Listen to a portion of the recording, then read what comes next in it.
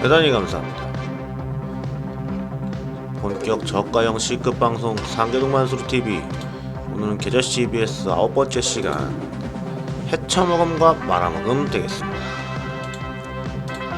지난 시간에 공수처 관련해서 얘기하면서 해쳐먹음의 메커니즘에 관해서 얘기를 했었죠. 이 정경관은 사법 종교 유착고리의 각 구성원들이 이런 식으로 팀플레이로 움직이면서 해쳐먹고 지들끼리 나눠먹는다.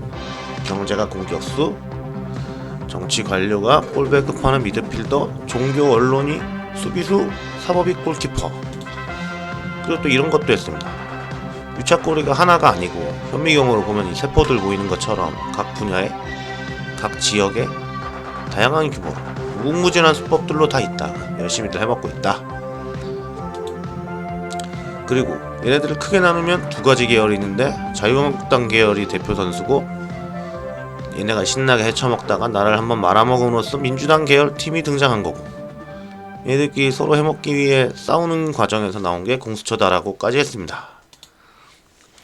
그럼 여기서 근본적인 의문을 제기하시는 분들이 있을 수가 있어요. 야, 네가 말하는 저 정경관은 사법 종교 유착고리가 진짜 나쁜 거냐?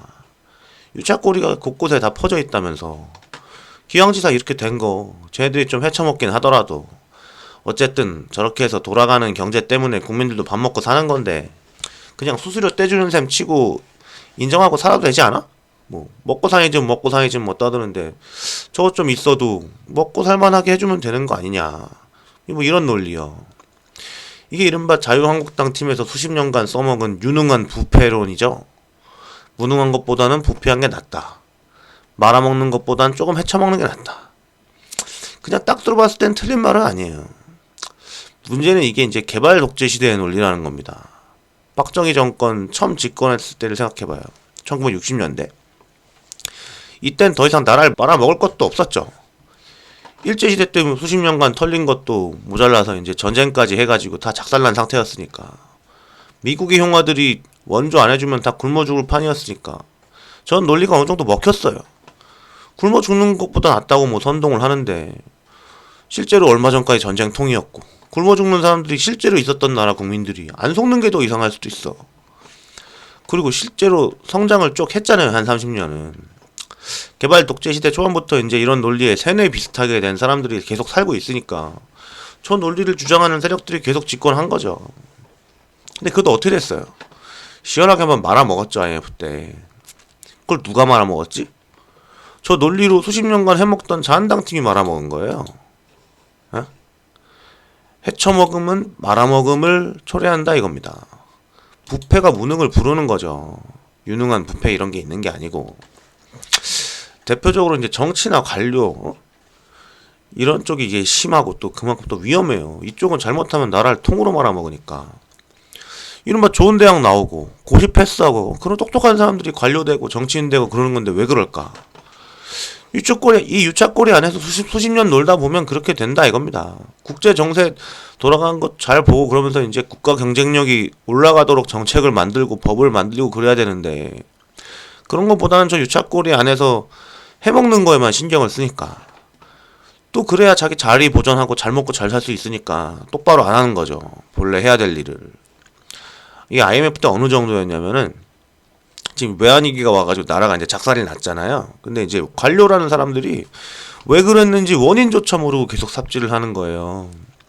그래서 그때 일본 노무라증권연구소에서 일하고 있던 김광수 소장님이 하도 답답해서 니네가 나라를 왜 말아먹었는지를 보고서를 써가지고 정부에다 보내줬을 정도예요. 국가부도의 날, 이 영화에 나오는 김혜수 역할이 김광수 소장님을 모델로 한 거라는데 뭐 실제랑 영화랑 정확히 맞는 건 아니지만 뭐 이런 주제의 영화 출연한 것도 인연이고.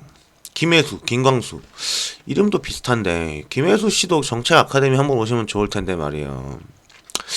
우리 김혜수 씨랑 연락 되시는 분이 있으면 이 방송 공유 좀 해주세요. 아무튼 그렇게 한번 말아먹었으면 정신들을 차리고 제대로 했어야 되잖아요. 김광수 소장님이 DJ 정부랑 참여정부 때는 정부 쪽에 이래저래 많이 조언도 해줬다는데 그런데도 이제 결국에는 자기들 유착고리에서 해먹느라고 똑바로 정책을 안 하고 그 모양 그대로 여기까지 온 거라 이겁니다. 그러니까 시민이 직접 하지 않으면 방법이 없다고 이순신 프로젝트 하는 거죠. 아무튼 뭐 유능한 부패 이런 소리는 뭐 더 말아먹을 것도 없는 개발 독재 시대나 먹힐까 2020년 4차 산업혁명 시대에 할 소리는 아니라 이겁니다. 계저씨 EBS 초반에 처음 유착고리 얘기할 때 이런 얘기를 했죠. 21세기 4차 산업혁명 시대에 먹고 사는 문제를 해결하려면 국가 경쟁력 강화를 통한 양질의 일자리를 만들어야 되는데 이러려면 민주주의 시장경제 시스템이 제대로 동작을 해야 된다고. 이게 동작을 똑바로 못하게 하는 게 이 정권관원 사법 종교 유착고리다. 여기서 이제 민주주의 시장경제 시스템이 제대로 동작해야 된다는 게 뭘까요?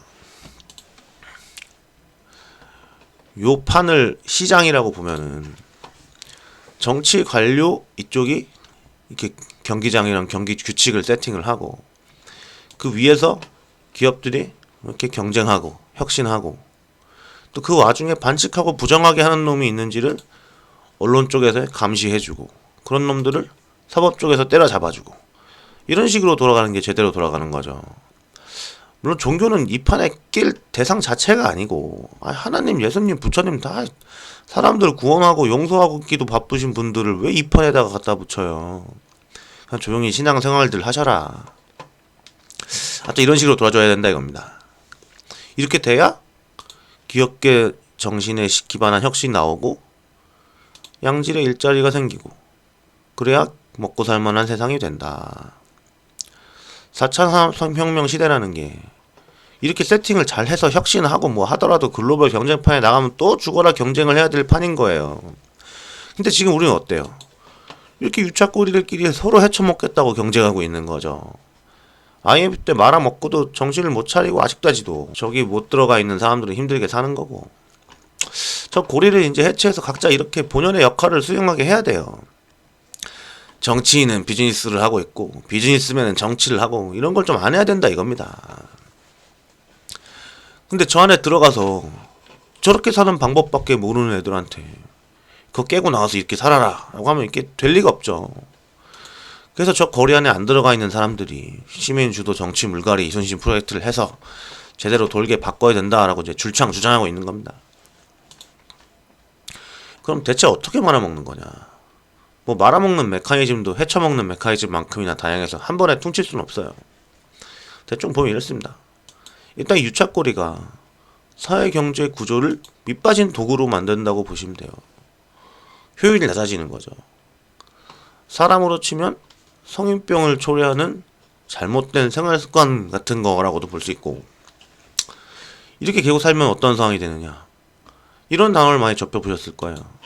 뭐 시장구조 왜곡, 뭐 양극화, 생산성 저하, 사회활력 감소, 뭐 혁신 부재, 양질의 일자리 감소, 저출산, 뭐 교육 붕괴 뭐 많죠. 이런 현상들이 이제 쭉 나타나는 거고 이제 계속 그러면 결국 나라를 또 말아먹는 거죠. 정치 아카데미 오시면 이제 각 분야별로 다 어떻게 말아먹고 있는지 안 말아먹으려면 어떻게 해야 되는지 다 배우실 수 있습니다. 근데 이 중에 다른 건 뭐 이제 이미 벌어진 일이라고 뭐 어쩔 수 없다 쳐도 교육 붕괴 이게 진짜 문제예요. 우리나라 자원이랑은 사람밖에 없는 건데 게다가 저출산이라서 애들도 적으니까 얘네들이라도 글로벌 경쟁판에서 나가서 플레이를 할 수 있게 교육 시스템이라도 잘 해서 지금 저 유착고리들이 말아먹는 거를 이게 상쇄가 되게 해야 된단 말이죠. 근데 지금 구조가 그래요? 어디 기득권 근처에라도 가본 부모들은 지 자식 새끼들만 저 유착고리 안에 들어보내려고 뭐 길을 쓰고 뭐 돈을 쓰고 부정을 저지르고 뭐 난리 부르세요. 느낌 오시죠? 또 결국에 그래봐야 또 되는 애들은 극소수고 어떻게 했든 그런 교육판에서 좀 뭐 공부를 하고 그랬으면 남는 지식 같은 거 좀 괜찮은 게 남아야 되는데 4차 산업혁명 시대에 써먹을 만한 뭐 유용한 지식들도 아니야. 게다가 양질의 일자리가 없으니까 공무원 시험 같은 거에 젊은 애들이 수십만 명씩 몰리고 뭐지 이런 상황이고 답답한 거죠. 사실 이 상황이면 이미 나라를 말아먹은 거나 마찬가지라고 보셔도 돼요. 미래 세대에 희망이 없으니까. 민주당 쪽으로 뭐 정권 넘어온 뒤에도 뭐 딱히 상황이 이전이랑 바뀐 게 없잖아요. 헤쳐먹겠다고 서로 싸우는 걸로만 시끄럽지. 그럼 어떻게 해야 되느냐.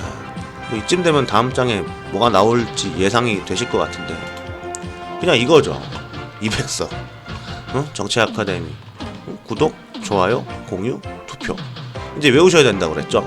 특히나 공유. 열심히 해주셔야 됩니다. 최대한 많은 사람들이 이런 걸 알 수 있게 해주셔야 돼요. 방법은 이거밖에 없어요. 아까도 말씀드렸지만 특히 김혜수 씨랑 연락되시는 분은 꼭 공유 좀 해주시라는 부탁의 말씀을 드리면서 마치겠습니다. 대단히 감사합니다.